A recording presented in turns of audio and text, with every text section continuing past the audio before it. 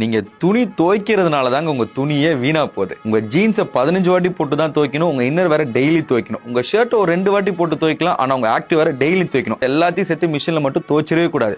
பொறுமையா சொல்றேன், நோட் பண்ணிக்கோங்க. ஒரு ஷர்ட்டை நீங்க ஃபுல் டே கூட போட்டிருக்க மாட்டீங்க, ஆனா போட்டுட்டோமேனு நீங்க துவைக்க போட்டுருவீங்க. இதனால உங்க ஷர்ட்டோட ஃபேப்ரிக் தான் டேமேஜ் ஆகும். இப்படியே நீங்க பண்ணிட்டு இருந்தீங்கன்னா புதுசா வாங்கின ட்ரெஸ் கூட 2 வாரத்துல ஃபேட் ஆகி பழசா தெரியும். ஃபர்ஸ்ட் உங்க இன்னர் வேர் அண்ட் ஆக்டிவ் வேற கம்பல்சரி டெய்லி வாஷ் பண்ணணும். அண்ட் வெயில்ல காய வைங்க, அப்பதான் அந்த பாக்டீரியா எல்லாம் போய் நல்லா ஃப்ரெஷ்ஷா இருக்கும். செகண்ட், உங்க ஷர்ட், டி-ஷர்ட் அண்ட் ட்ரெஸ் இதெல்லாம் ஒரு 2 வாட்டி போட்டுட்டு தான் நீங்க வாஷ் பண்ணணும். அதை உல்டா பண்ணி வாஷ் பண்ணுங்க.